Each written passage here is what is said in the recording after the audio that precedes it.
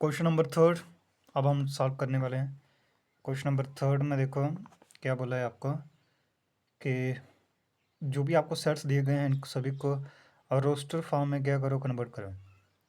तो एक एक करके हम इसको सॉल्व करते जाएंगे। सबसे पहले जो फर्स्ट पार्ट है आपका डी उसको देखो क्या बोल रहे हैं कि एक्स क्या है, 7 से छोटा है। ठीक है, 7 से छोटा है, -3 के बराबर है और उससे बड़ा है -3 से। ठीक, एक बार दोबारा समझ लो, x -3 के बराबर है और उससे बड़ा है और 7 से छोटा है।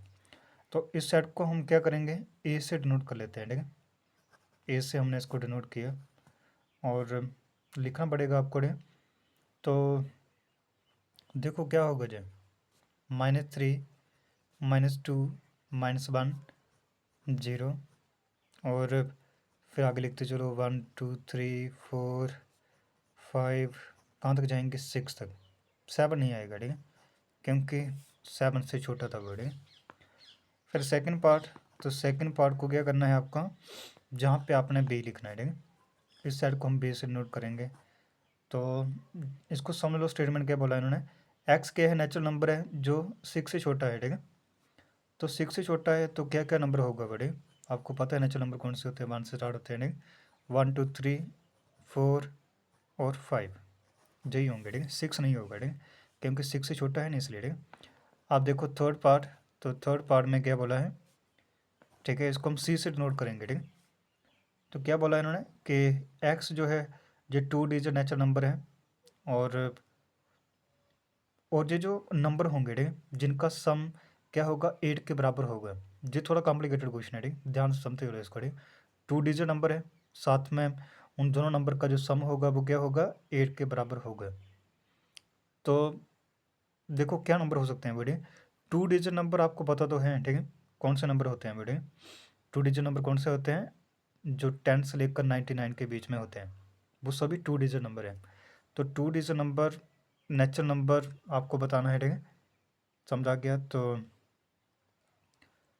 तो क्या होगा वो, ठीक है ना, पहला आ गया 17, देखो 1 + 7 8 हो गया ना। और उसके बाद आ गया 26, ये भी होता है ना। 26 के बाद फिर कौन सा होगा, 35, 35 भी होता है ना।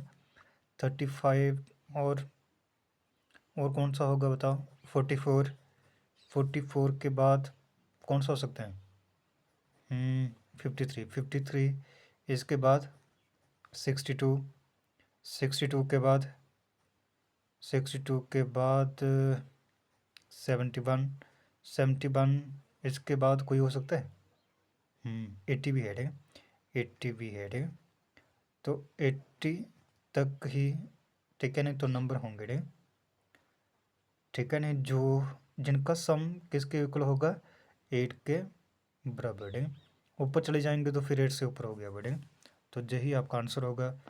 ठीक है, फोर्थ पार्ट अब हमने सॉल्व करना है। फोर्थ पार्ट में देखो स्टेटमेंट ध्यान से समझना है। ठीक है, तो क्या बोला है, set of letter in the word, देखो ट्रिग्नोमेट्री आपको सेट दिया हुआ है। ठीक, नहीं, फोर्थ में क्या बोला है, एक्स क्या है, प्राइम नंबर है which is a divisor of 60।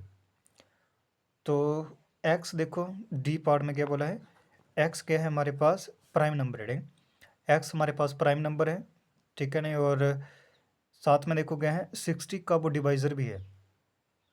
तो कौन कौन सा होगा बड़े, 2, जे भी 60 का डिवाइज़र होता है, 3 भी होता है, उसके बाद 5 भी होता है। ठीक है, और कौन सा हो सकता है, और कोई नहीं होगा। ठीक, और कोई नहीं हो सकता। ठीक,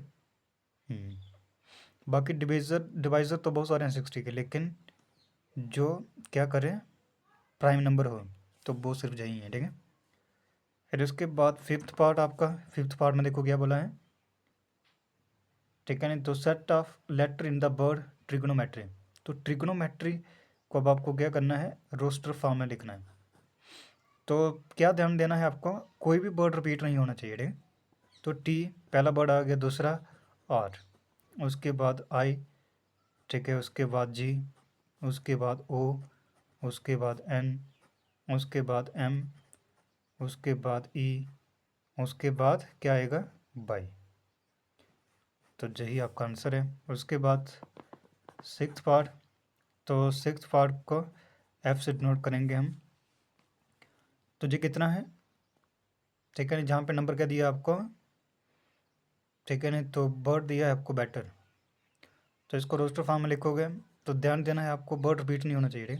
ई, फिर इसके बाद टी, उसके बाद क्या आ गया, आर। तो यही आपका आंसर होगा। इसी के साथ आपका थर्ड क्वेश्चन भी कंप्लीट हुआ। ठीक, यही आपका आंसर है।